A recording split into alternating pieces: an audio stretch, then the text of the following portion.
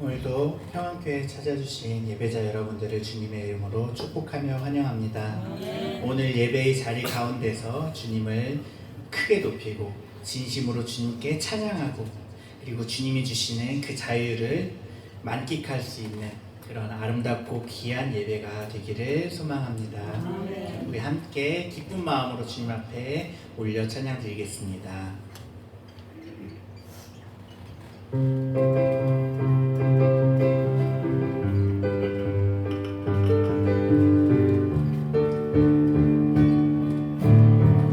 그날의 도적같이 그날의 도적같이 이를 주 너희는 모이는가 늘 깨어있으라 늘 깨어있으라 잠들지 말아라 주님과 동행하라 다시 한번 고백합니다. 그날의 도적같이 그날의 도적같이 이를 주 너희는 모르는 자 늘 깨어있으라 늘 깨어있으라 잠들지 말아라 주님과 동행하라 항상 기뻐하라 쉬지 말고 기도하라 범사에 감사하라 이는 예수 안에서 너희에게 향하신 하나님 뜻이니라 평강의 하나님이 너희를 거룩하게 하시고 온 몸과 영혼이 주 오신 그날에 힘없게 원하노라 항상 기뻐하라 쉬지 말고 기도하라 범사에 감사하라 이는 예수 안에서 너희에게 향하신 하나님 뜻이니라 항상 기뻐하라 항상 기뻐하라 쉬지 말고 기도하라 범사에 감사하라 이는 예수 안에서 너희에게 향하신 하나님 뜻이니라 기도하자 우리 마음 아파요 기도하자 우리 마음 아파요 기도하자 우리 마음 아파요 기도하자 우리 마음 아파요 할렐루야 아멘 할렐루야 아멘 기도하자 우리 마음 아파요 찬송하자 우리 모두 주님께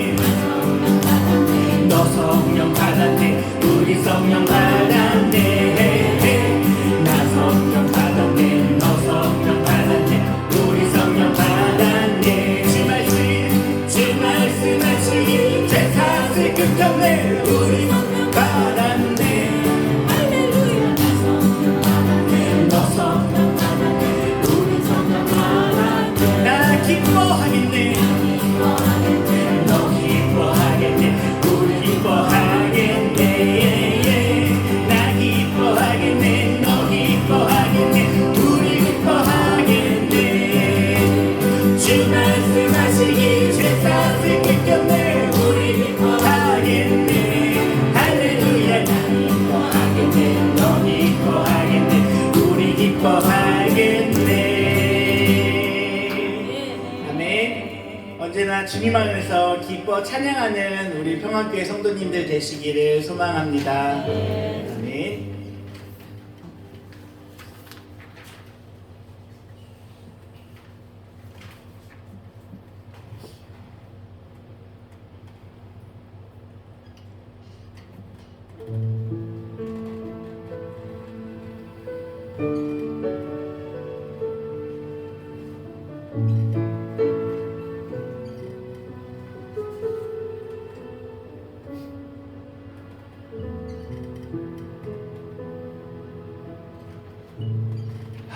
아무런 자격도 없는 나를 위해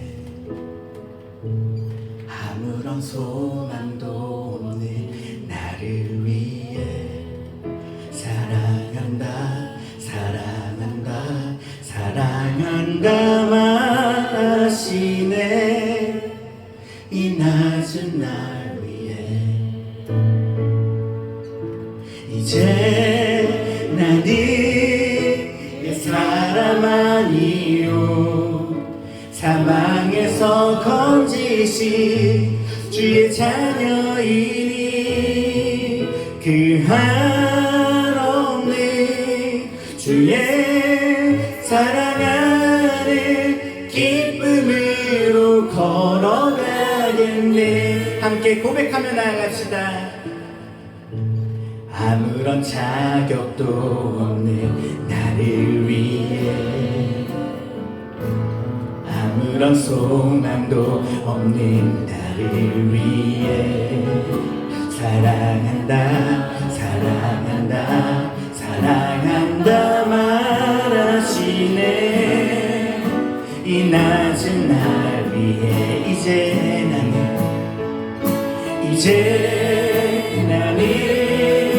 이 사람 아니요 사망에서 건지신 주의 자녀이니 그 한없는 주의 사랑 안에 기쁨으로 걸어가겠네 우리 가사를 생각하면서 다시 한번 아무런 자격도 없는 나를 위해 아무런 소망도 없는 나를 위해 사랑한다 사랑한다 사랑한다 말하시네 이 낮은 날 위해 이제 나는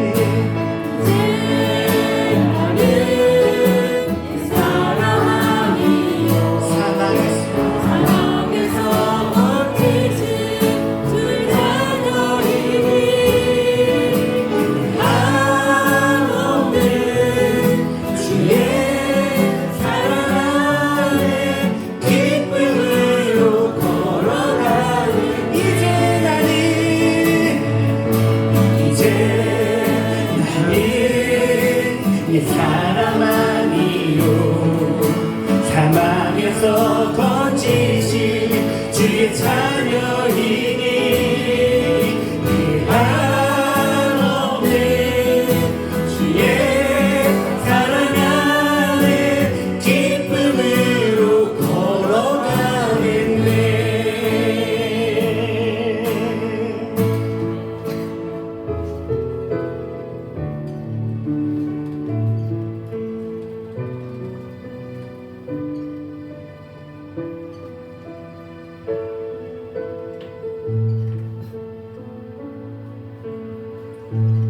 나의 사랑 나의 어여쁜 자야 일어나 손을 잡고 함께 가자 사랑한다 사랑한다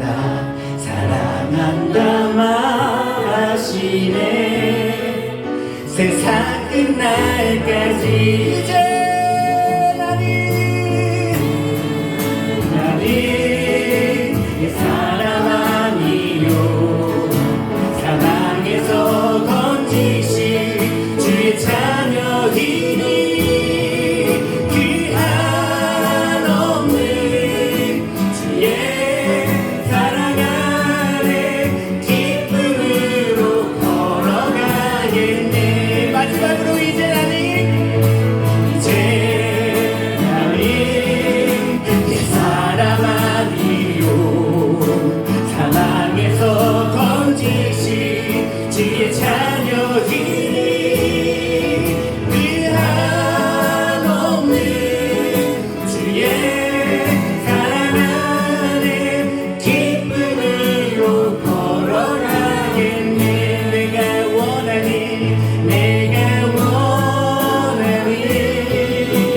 한 가지 주님의 기쁨이 되는 것 내가 원하니 한 가지 주님의 기쁨이 되는 것 나 주님의 기쁨 되기 원하네. 나 주님의 기쁨 되기 원하네. 내 마음을 새롭게 하소서 새롭게 하소서 새 부대가 되게 하여 주사 주님의 빛 비추게 하소서. 내가 원하니 한 가지 주님의 기쁨이 되는 것 내가 원하니 한 가지 주님의 기쁨이 되는 것. 이 절로 고백하며 나아갔으면 좋겠습니다. 겸손히 내 마음드립니다. 나의 모든 것 받으소서. 나의 마음 깨끗게 씻어주사 주의 길로 향하게 하소서. 내가 원하니 한 가지 주님의 기쁨이 되는 것 내가 원하니 한 가지 주님의 기쁨이 되는 것. 다시 한번 고백합시다. 내가 원하니 한 가지 주님의 기쁨이 되는 것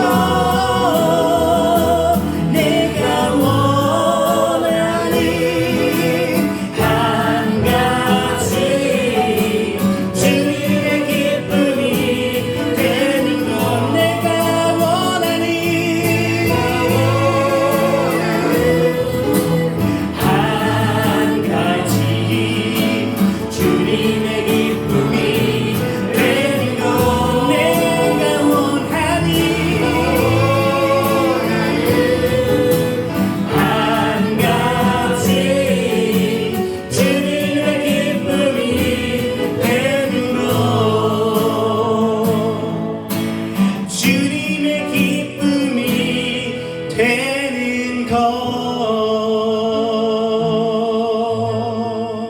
주님 찬양합니다. 주님 감사합니다. 모든 영광 홀로 받아 주시옵소서. 아멘.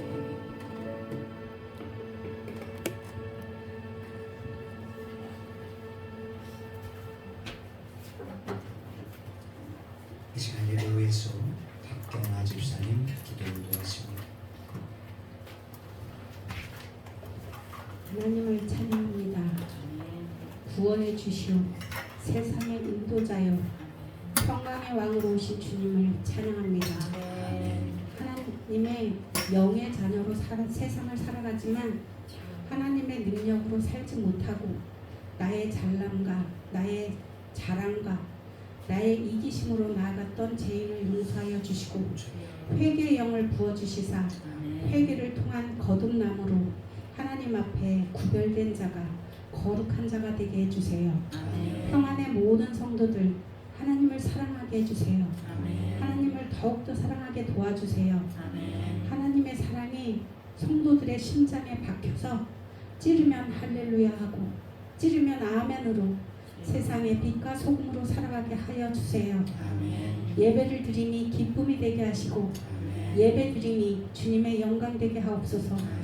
예배가 구원의 자리요 예배가 임재하신 주님을 만나는 시간 되기를 원합니다. 오늘도 단위에 서신 귀하신 목사님을 주장하시고 거룩하게 하사 오직 하나님만 드러나게 하시고 온전하신 하나님의 말씀이 완전해지게 하여 주시옵소서. 목사님 건강함 주시고 능력 주시어 주님의 사명 잘 감당하게 하옵소서. 사랑하는 아버지 평안교회 이름을 접고 새 이름으로 세우기를 원합니다. 아버지께서 합당한 이름을 주시고 주님의 뜻과 계획과 비전이 주님의 온전하심을 펼쳐갈 수 있는 능력의 새 이름을 주시옵소서. 이 교회에 열린 문을 주셔서 전도의 열매가 맺히고 병든 자들이 치유되고 꿈꾸는 젊은이들이 일어서게 하여 주세요. 이 나라를 위해서 기도합니다. 대통령과 위정자들을 축복하여 주세요. 나라를 잘 다스리고 국민의 마음을 헤아릴 수 있는 주님의 지혜와 주님의 능력을 주시고 비판과 비난이 아닌 존중과 배려로 공의와 정의를 세워가는 이정자들 되게 하여 주세요. 모든 것이 주님께 있음에 주님께 감사하며 주님께 영광 되기를 원하오며 하나님이 항상 행복하기를 원하오며 예수님의 이름으로 기도드립니다. 아멘.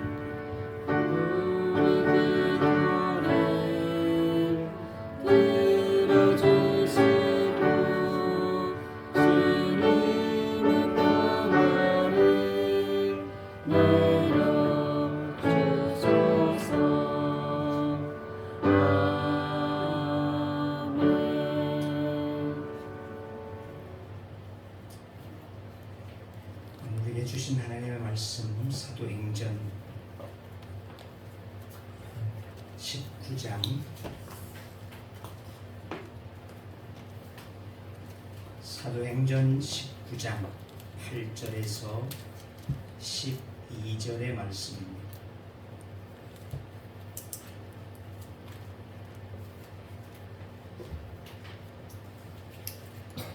이제 공독합니다.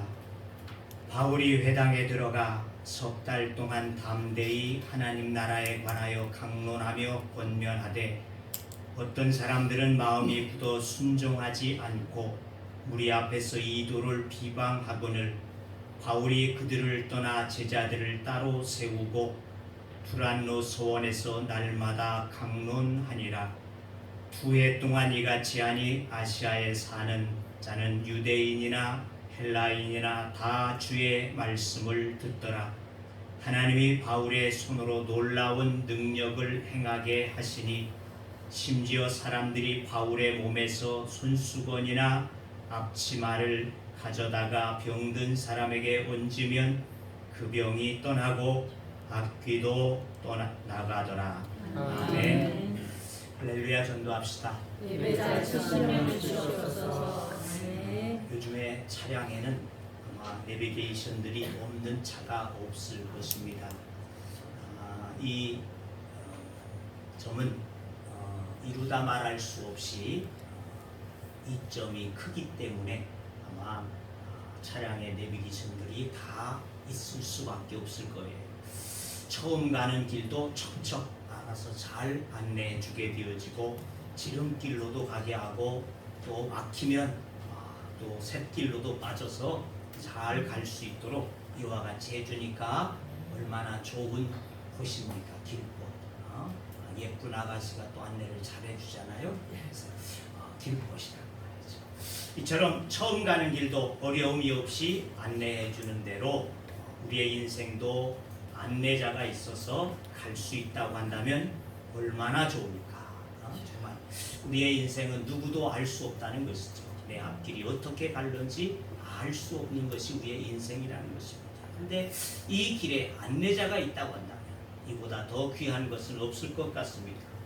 백화점의 왕으로 불리던 존 워네메이커라고 하는 사람은 신실한 믿음의 사람이었다는 것이죠. 최초의 백화점, 최대의 백화점을 기록하고 있는 그의 이력만큼 그의 재산은 2천억 달러, 약 우리 돈으로 하면은 300조 원 정도 되어진다고 합니다. 어마어마한 돈이죠. 그런데 그에게 가장 소중한 것이 무엇이냐고 질문을 하게 되어졌을 때 그는 그렇게 대답을 했다는 것입니다. 내게 있어서 주일학교 다닐 때 구입하게 되어졌던 이 달러 75센트짜리 되어지는 오늘 우리 돈으로 하면 한 5천 원 정도 되겠죠.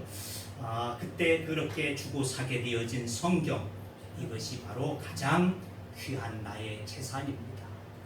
수천억이 되어지는데도 불구하고 수백억이 되어지는데도 불구하고 그것이 중요한 것이 아니라 2센트와의 이 달러 75센트에 사게 되어진 그 성경, 그 성경이 내 재산 중에서 가장 귀중한 것입니다. 왜냐하면 이 성경이 나를 바른 길로 인도하게 해주었고 또한 이 성경이 나로 이 큰 부자가 되도록 안내해 주었기 때문이다 라고 그는 고백을 했다고 하는 것입니다. 주의 말씀은 곧 내 발의 등이요 길이 되어지는 줄로 믿습니다. 그러므로 우리가 하나님의 말씀, 그 말씀이 바로 인생의 내비게이션, 안내자가 되어진다는 것입니다. 그래서 여러분의 인생에도 이 워네메이커와 같이 성경이 여러분의 인생을 인도해 가게 되어지는 내비게이션과 같은 것이 되어질 수 있기를 주의 이름으로 축원합니다. 자, 지난주에 바울의 에베소에 도착한 이후 첫 번째 전도 활동을 말씀을 드렸습니다. 바울은 먼저 성령을 알지 못하는 사람들 약 12사람들에게 성령이 부어지도록 이렇게 복음을 전하게 되어지고 성령을 받게 되어졌다는 것입니다. 그 사건에 이어서 이제 오늘 본격적인 에베소 전도가 시작되게 되어졌습니다. 자, 바울의 에베소 전도는 크게 두 시기로 나누어진다는 것입니다. 하나는 8절에 나와 있는 대로 유대인 회당에서 전도한 시기가 되어지는데 그것은 약 3개월 정도가 되어졌다. 그리고 두 번째 시기는 그 이후에 나오는 회당을 떠나게 되어져서 두란노라고 하는 서원에서 성경을 가리키게 되어진, 전도를 하게 되어진 시기가 되어지는데 그 시간은 약 2년의 시간이 된다라고 오늘 본문은 말씀하고 있습니다. 자, 먼저 유대인을 상대로 한 전도는 큰 성과를 거두지 못하였음을 8절, 9절 말씀을 보게 되어지면 그렇게 기록하고 있습니다.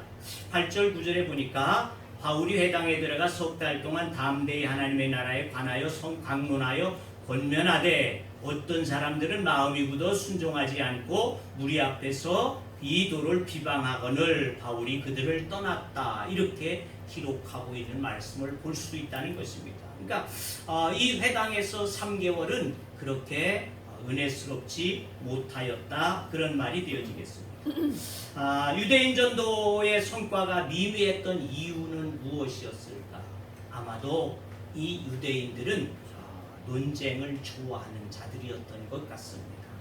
그래서 그들로 인해서 그는 바울이 유대인들 앞에서 강론하며 권면했다라고도 말하고 있습니다만은 이 강론하다는 것은 뭡니까? 논리적인 설교를 했다는 것입니다. 다시 말하면 구약 성경에 나와 있는 예수 그리스도가 어떠한 분이냐, 그 분은 바로 곧 오늘 우리 가운데 오셔서 우리를 구원하신 인류의 메시아 되신다라고 이렇게 잘 풀어서 저들에게 설명을 해 주었다는 것입니다. 그런데도 불구하고 저들은 논쟁만 벌였다는 것이죠. 이것은 이렇고 저것은 저렇고 이리고 따지기만 했다는 것입니다. 그러니까 복음에는 별 관심이 없게 되어지고 그들의 마음은 굳어져 있는 마음, 순종할 수 없는 마음들이 되어져 있었다는 것입니다.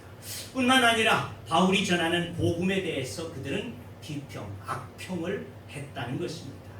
전도에서 논쟁은 피해야 할 가장 큰 최악이 되어진다는 것을 우리는 꼭 기억하면 됩니다. 그래서 전도하러 나갔다가도 어떤 논쟁이 되어지면 그냥 피해서 나오세요. 내가 뭐 잘못한 것 같을지라도 몰라서 못 떠나는 것 같을지라도 그냥 피하는 것이 최상입니다. 논쟁을 벌인들 좋은 것을 결과를 얻을 수 없다는 것입니다. 자, 그러므로 바울은 부득이 유대인들을 떠날 수밖에 없었습니다. 바울은 그들을 떠났다. 9절 말씀에 그렇게 말씀하고 있죠. 그러니까 바울이 유대인 회당을 떠난 것은 그 이후로 유대인 사회에서 더 이상 복음을 전하지 않았다라고도 볼 수 있다는 것입니다. 유대인 회당에서 철수했다는 것입니다. 그럴 수밖에 없었던 것은 그는 유대인 회당에 가는 곳마다 회당에 들어가서 복음을 전했던 것을 우리는 늘 보았습니다. 근데 어땠어요? 그때마다 그들은 해방꾼에 불과했다는 것입니다. 그래서 사도행전 13장 45절에 보면 유대인들이 그 무리를 보고 시기가 가득하여 바울이 말하는 것을 변박하고 비방했다. 14장 2절에는 그러나 순종하지 않은 유대인들의 비방에 마음을 선동하여 형제들에게 악감을 품게 했다. 14장 19절에 보니까 유대인들이 안디옥과 이고니에서 와서 무리를 충동하니 그들이 돌로 바울을 쳐서 죽은 줄로 알고 시외로 끌어내치니라. 17장 5절에 그러나 유대인들은 시기하여 저자의 어떤 불량한 사람들을 데리고 떼를 지어 성을 소동하게 하여 야손의 집에 침입하여 그들을 백성에게 끌어내려고 찾았다. 17장 13절 데살로니가에 있는 유대인들은 바울이 하나님의 말씀을 배려하여도 전하는 줄 알고 거기도 가서 무리를 움직여 소동하게 했다. 18장 12절 갈리오가 아가야 총독되었을 때에 유대인이 일제히 일어나 바울을 대적하여 법정으로 데려갔다. 이렇게 가는 곳마다 이 유대인들은 쫓아다니면서까지 이를 악평하고 또한 몰아내고 쳐서 죽이려고 하고 이와 같이 하게 되어졌다는 것입니다. 그러니까 유대인 회장을 떠난 바울은 제자들을 따로 세웠다. 9절에 보니까 그렇게 말씀하고 있습니다. 바울은 단순히 유대인 공동체를 떠난 것만이 아니라는 것입니다. 새로운 공동체를 만들었다. 다시 말하면 교회를 세우게 되어졌다. 회당이 아닌 교회를 세웠다는 것이죠. 교회 공동체를 만들었어요. 바울은 유대인과 상관없는 순수한 복음의 제자들만을 모았다는 것입니다. 논쟁하고 따지고 이러쿵 저러쿵 하고 이와 같은 자들은 다 떨쳐두게 되어지고 말씀을 따르는 자, 말씀을 순종할 수 있는 자, 즉 그들 제자 되어진 자들만을 모으게 되어졌다는 것입니다. 자, 유대교를 떠나지 못하는 유대인들, 복음을 배척하는 유대인들과 함께 교회는 세워질 수 없었다고 하는 것입니다. 그러므로 바울은 유대인을 떠나기로 결심했다. 그래서 순수한 예수님의 제자들로 에베소 교회를 세우게 되어진 것을 오늘 말씀은 말씀하고 있습니다. 자, 그래서 새로운 교회는 어디냐? 바로 두란노 서원이라고 하는 곳이었다는 것입니다. 그러자 이 교회는 폭발적인 열매가 맺혀지게 되어진 것을 9절, 10절 말씀에 기록하면 하고 있습니다. 10절 말씀 봅시다. 2해 동안 이같이 하니 아시아에 사는 자는 유대인이나 헬라이나 다 주의 말씀을 듣더라. 누구든지 정말 이 교회가 새롭게 되어지게 되어지자. 우리가 오늘 이름을 새로 좀 바꿔보자 하는데 이 바울은 장소를 옮겼습니다. 장소를 옮겨서 정말 제자 되어진 자들과 더불어서 함께 복음을 전했더니 말이죠. 모든 사람들이 유대인도 좋고 이방인도 좋고 자관 그 안에 들어오는 자들이 복음을 듣고 말이죠. 온 사람들이 기뻐하게 되어지는 이와 같은 역사가 일어나게 되어진 줄로 믿습니다. 바울의 두란노 서원 전도의 특징이 두 가지가 있습니다. 첫째는 말씀 공부가 중심이 되어졌다는 것입니다. 많은 성도들이 교회에 출석하면서 삶의 변화가 일어나기를 바라고 있습니다. 기대한다는 것입니다.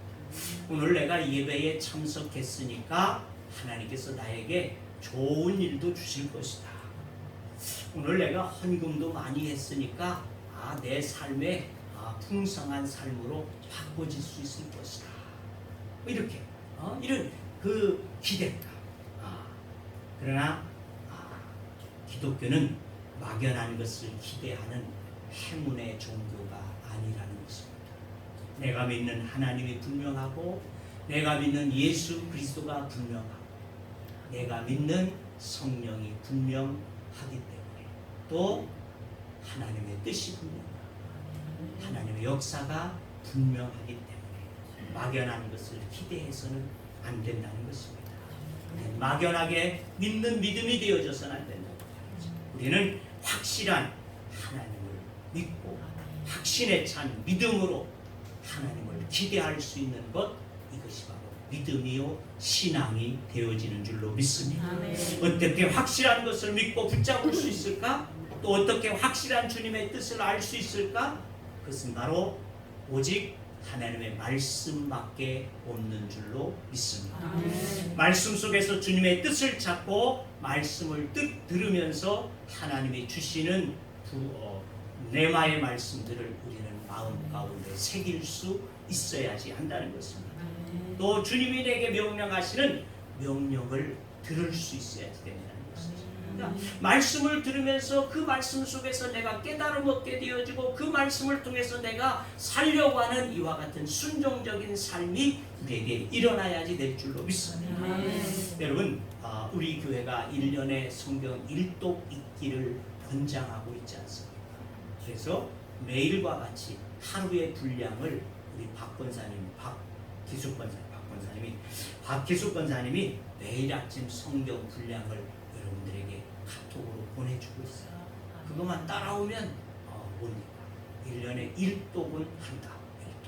그냥 1독은 한다. 그러니까 좀 따라오시기를 바랍니다. 하나님을 만나기 위해서, 하나님의 말씀을 듣기 위해서, 또 하나님 앞에 나의 것을 아뢰고 기도할 수 있기 위해서 하루에 10분에서 15분 정도, 그 정도만 여러분들이 드리면 돼요. 그거 그렇게 길지 않습니다. 두세 장 정도 되어지니까 길지 않아요. 한 10분, 15분 정도 여러분들이 아침에 따라서 읽어주시게 되어지면 그것을 통해서 여러분이 하나님의 뜻도 알 수 있게 되어지고 하나님이 주시는, 또한 내게 주시는 그날의 말씀도 받을 수 있게 되어진다는 것입니다. 하나님의 말씀을 듣지 못한다면 확실한 약속을 기대할 수 없다는 것입니다. 하나님의 모든 약속과 축복은 하나님의 말씀 속에 숨겨져 있습니다. 두 번째, 이 두란노 소원에서 복음을 전하게 되어진 두 번째는 뭐냐? 하나님의 나라에 대한 설교가 중심이 되어졌다는 것입니다. 하나님의 나라. 하나님의 나라는 구약 성경에서 자주 다루어지는 주제입니다. 유대인들이나 또 그들이 생각하게 되어지는 하나님의 나라는 좀 달랐다는 것이죠. 다윗과 같은 이상적인 이와 같은 왕이 나타나게 되어짐으로 말미암아 로마의 세력을 타도하게 되어지고 예루살렘에서 유대인을 위한 왕국이 건설되어지는 것을 바라게 되어지는 것이 바로 유대인들이 바라고 있는 하나님의 나라 메시아상이라는 것입니다. 그러나 바울이 전하는 하나님의 나라, 그것은 유대인들이 생각하고 있는 하나님의 나라와는 달랐다는 것이죠. 정치적인 이와 같은 통합을 이루게 되어지는, 통일을 이루게 되어지는 이와 같은 하나님의 나라가 아니라 이러한 잘못된 하나님의 나라에 대한 개념으로 말미암아서 됐습니다. 가룟 유다는 예수님을 배반을 하게 되어지고 제자들은 서로가 그 자리를 위해서 권리 다툼을 하게 되어지게 되어지고 예루살렘에 입성하는 주님을 바라보게 되어졌던 그들은 환영을 했지만 결과적으로 그렇지 못하다는 것 때문에 그를 십자가에 못 박는 자리에 내어주는 이와 같은 자들로 바꾸어지게 되어졌다. 이것이 뭡니까? 바로 메시아에 대한, 하나님의 나라에 대한 잘못되어진 이해가 그러한 결과들을 초래하고 말았다고 하는 것입니다.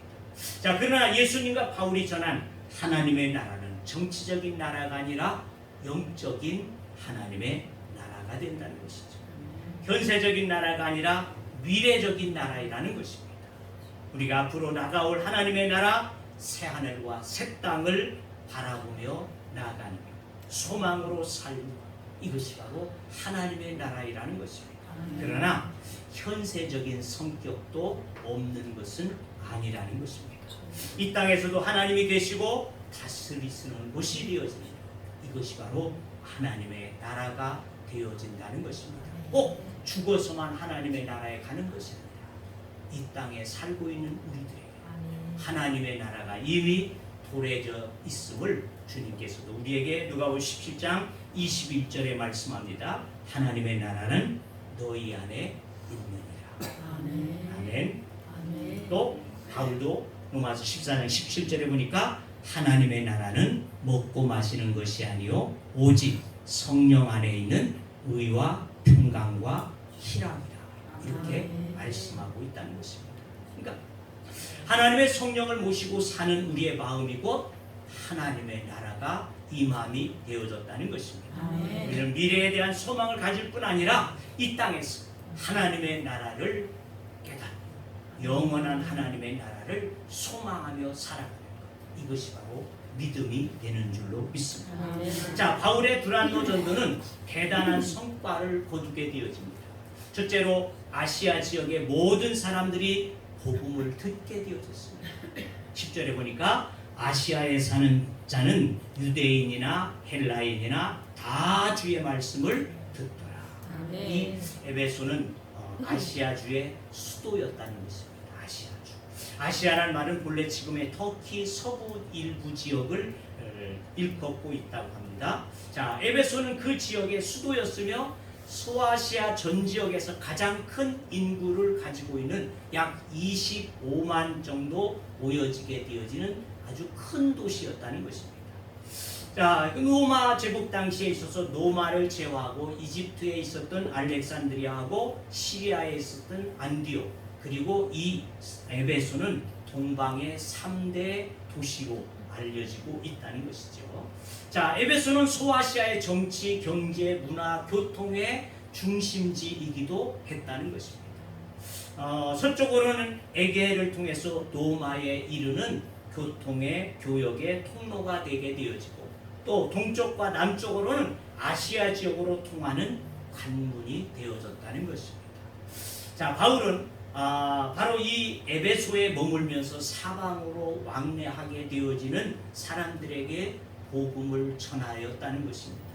요한계시록에 보게 되어지면 아시아의 7교회들이 나오지 않습니까? 우리가 잘 아는 에베소, 소모나, 보가모, 두아디라, 사데, 빌라델비아, 라오디게아, 이 7교회들이 바로 이 에베소 교회를 통하여서 세워지게 되었어요. 그러니까 에베소에서 바울이 전도하는 동안에 복음을 듣고 나간 자들이 세워진 교회들로 알려지고 있다는 것입니다. 자, 오늘 교회의 역할은 교회의 외형을 키우는 것도 중요하다고 할 수 있겠지만은 뭡니까? 그러나 더 중요한 것은 교회를 통해서 복음이 확장되어져 갈 수 있다. 우리 교회를 통해서 복음이 더 확장되어져 가는 것이 우리의 중심 사역이 되어야지 된다는 것입니다. 그러니까 우리 교회로 말미암아 사방에 교회가 세워지게 되어지고, 바울이 세우게 되어진 에베소 교회로 말미암아서 디모데나 브리스길라, 아굴라 또는 아볼로, 이와 같은 좋은 지도자들도 세워지게 되어졌다는 것입니다. 이처럼 오늘 우리 교회를 통해서 일꾼들도 세워지고 하나님의 나라가 이 지역 가운데 확산되어져 나갈 수 있기를 위해서 우리는 기도할 수 있어야지 될 줄로 믿습니다. 두 번째로 바울로 말미암아서 나타난 기적이 11절에서 12절에 기록되어지고 있습니다. 기적은 말씀을 들은 결과로 나타나게 되어진 하나님의 선물이 된다는 것입니다. 복음 전파되는 곳에 기적은 있게 마련입니다. 예수님을 구주로 영접하는 곳에는 기적이 일어나는 줄로 믿습니다. 주님을 믿고 의지하고 주님의 이름을 부르는 곳에는 반드시 기적이 있습니다. 집만 잘 지어졌다고 해서 전기나 수도가 자연히 나오고 들어오는 것은 아니라는 거 우리 잘 알지 않습니까? 집을 지었을지라도 거기에 전주에서부터 전기선이 이어져야지만이 통로가 있어야 돼요. 또 수도관이 이어져야지만 수도도 나오고 전기도 들어올 수 있다는 것입니다. 이처럼 내 영혼에 성령의 능력이 공급되어지는 통로가 열려야지 된다는 것입니다. 아멘. 내가 교회에 나와 있다고 해서 그대로 되어지는 것이 아니라 성령의 통로를 통하여서 하나님의 은혜를 입게 되어질 때 우리를 통해서 하나님의 역사는 나타나게 되어지는 줄로 믿습니다. 아멘. 자, 그 통로는 뭐냐? 바로 하나님의 말씀이 되어진다는 것입니다. 아멘. 루디아 가족, 또 고넬료의 가족, 그들이 어땠습니까? 하나님의 말씀을 듣게 되어질 때 그때 성령이 임하게 되었다는 것입니다. 아멘. 말씀을 여러분들이 경청할 수 있기를 주의 이름으로 부탁합니다. 아멘. 그러면 기적은 일어난다. 아멘. 어떤 기적이 나타났습니까? 12절에 보니까 병이 떠나고 악귀, 귀신이 쫓겨나갔다라고 기록하고 있습니다. 귀신 중에 좋은 귀신은 있을 수 없다는 것입니다. 귀신은 마귀의 하수인이기 때문에 귀신은 귀신일 뿐입니다. 귀신을 섬기게 되어지는 무당들 잘 되어지는 것 같지만 끝은 안 좋다. 끝은 망한다. 끝은 죽는다. 귀신은 좋은 귀신이 있을 수 없다는 것입니다. 귀신은 지금도 사람들의 영혼을 지배하고 있습니다. 죄를 짓게도 하고 하나님의 말씀을 불신하게도 하고 배척도 하게 하고 교회에 가지 못하도록 이모저모로 방해하게 되어지고 말씀을 듣지 못하도록 우리의 길을 막아버리고 잡생각을 주게 되어지고 이렇게 귀신은 역사있다는 것입니다. 이런 악한 영들이 바울의 설교를 듣는 가운데에 쫓겨갔다는 것입니다. 뿐만 아니라 많은 병자들이 바울이 복음을 전하는 말씀을 듣고 고침을 받았다는 것입니다. 심지어는 바울의 손수건, 앞치마도 가져다 놓게 되어지면 병든 자들이 낫게 되어지는 기적이 일어났습니다. 자, 사도행전의 기록자인 이 누가는 이 바울의 손수건과 앞치마를 언급하고 있는 이유는 무엇일까? 그냥 병자들이 낫다라고 해도 좋을 텐데 꼭 여기 손수건과 앞치마를 가져다 놓으면 병든 자들이 낫다라고도 말했습니다. 그래서 바로 바울의 권위를 세워주기 위함이라는 것입니다. 성경에 보면 수르보니게 여인을 예수님의 옷깃을 만짐으로써 나음을 받게 되어지는 역사가 있죠. 마태복음 19장 20절 21절에 보니까 12해를 혈루증으로 앓는 여자가 예수의 뒤로 와서 그 겉옷을 가를 만지니 이는 제 마음에 그 겉옷만 만져도 구원을 받겠다 하니라. 또 수제자 베드로는 그림자만 걸치게 되어져도 병든 자들이 고쳐졌다는 말씀이 사도행전 5장 15절에 16절에 기록되어지고 있습니다.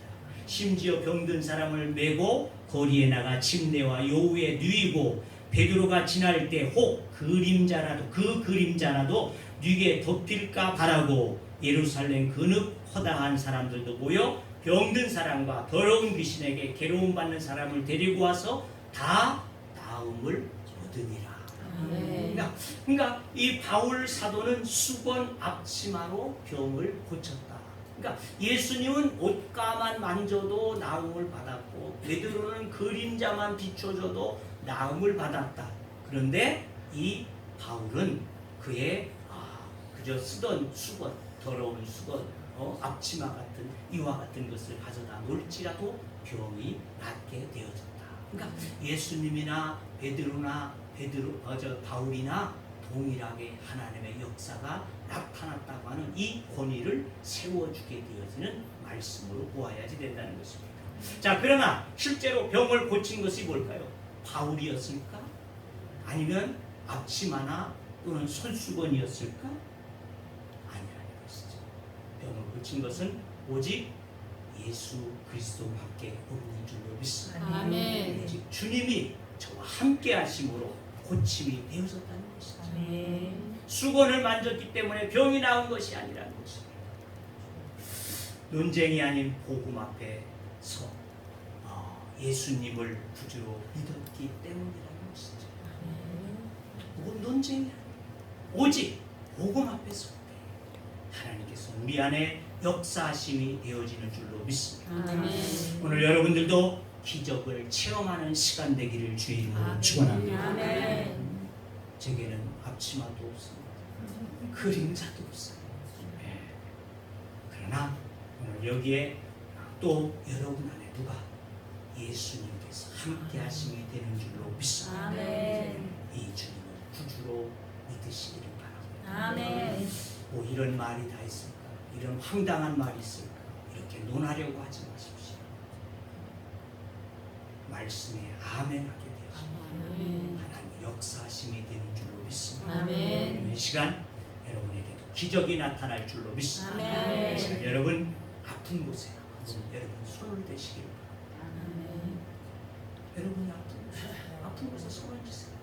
믿음으로 아멘하고 앉으세요. 기도하겠습니다. 주여, 오늘 이 시간에 아픈 곳에 저의 손을 얹고 기도합니다. 주님의 제 환부에 주님의 피 묻은 손을 얹어 주옵소서. 제가 주님의 구주이심을 믿습니다. 주님께서 내 죄를 대신하여 십자가에서 죽으신 것을 믿습니다. 주여, 내 인생에 작용하는 악한 귀신들을 다 내쫓아 주옵소서. 악한 영들이 절대로 내 삶에 범접하지 못하게 하여 주시옵소서. 내 병을 고쳐 주시옵소서.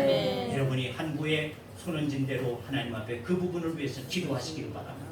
심장병을 고쳐 주옵소서. 고혈압, 관절통, 신경통, 류마티스, 유장병 모든 암들을 고쳐 주시옵소서. 나의 시력을 회복시켜 주시옵소서. 비염, 알러지, 당뇨 하나님 고쳐 주시옵소서.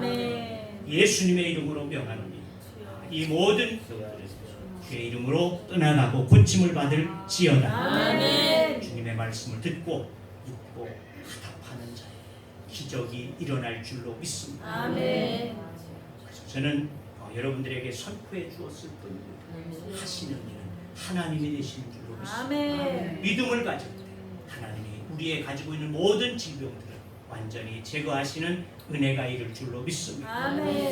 복음은 논쟁의 말거리가 아니라는 것입니다. 믿음으로 받아들이는 자에게는 구원이고 생명이고 은혜이고 축복이 되어지는 줄로 믿습니다. 유대인들은 이 복음을 깨닫지 못하였습니다. 논쟁이나 버리기가 저들에게 주신 최대의 선물을 차버리게 되어진 자들, 바로 이것이 유대인들이었다는 것입니다. 곧 우리 가운데도 이와 같은 분들이 있지 않기를 바랍니다. 예수 복음 이 시간 이러쿵저러쿵 따지지 마시기를 바랍니다.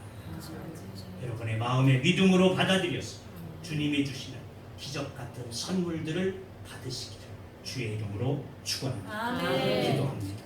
오 하나님, 오늘 주의 말씀을 통해서 우리가 주의 말씀은 논쟁할 것이 아니고 오직 받아들임인 것을 다시 한번 깨닫고 믿습니다. 하나님, 우리의 심령에 받아들일 수 있는 믿음을 주옵소서. 정말 믿어질 수 없는 그와 같은 이야기일지라도 하나님이 말씀하셨음에 살아계신 하나님이 이 우주와 만물을 창조하신 하나님이 우리에게 말씀하셨음에 그대로 이루어질 줄을 믿는 믿음 되게 하여 주시옵소서. 우리에게도 주 앞에서 기적이 있게 하여 주시옵소서. 능력이 나타날 줄로 믿습니다. 이 시간도 나의 환부를 하나님 앞에 얹고 기도하여 싸우니 기도한 자들마다 믿음으로 구한 자들마다 주님께서 치료하신 역사가 임하게 될 줄로 믿습니다. 영광을 받아 주옵소서. 예수님의 이름으로 기도합니다. 아멘. 찬송 289장입니다.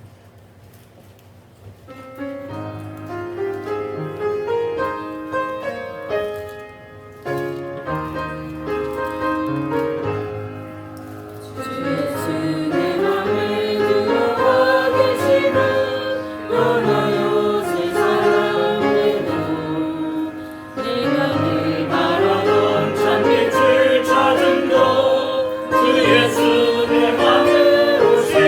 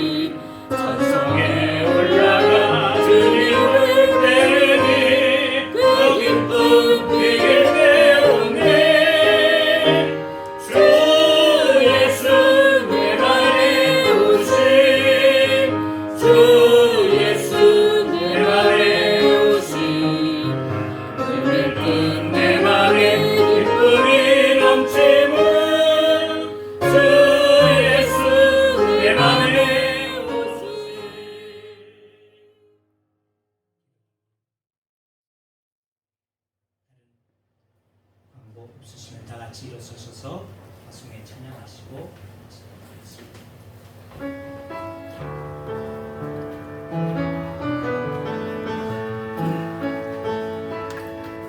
뜻하신 그곳에 나 있기 원합니다. 이끄시는 대로 순종하며 살리니 연약한 내 영혼 통하여 일하소서. 주님 나라와 그 뜻을 위하여 오 주님 나를 이끄소서. 이제는 우리 주 예수 그리스도의 은혜와 하나님 아버지의 크시고 놀라우신 사랑하심과 성령님의 교제와 교통하심과 인도하심과 역사하심과 축복하심이 하나님의 말씀은 그저 받아들이는 것임을 다시 한번 인식하고 말씀 가운데로 나아가기를 원하는 주의 무리들과 하나님의 교회와 또한 저들의 가정과 직장과 하는 모든 일터와 사업장들 위해 또 이 나라와 이 지역 위에 이제부터 영원토록 함께 하시기를 축원하옵나이다. 아멘.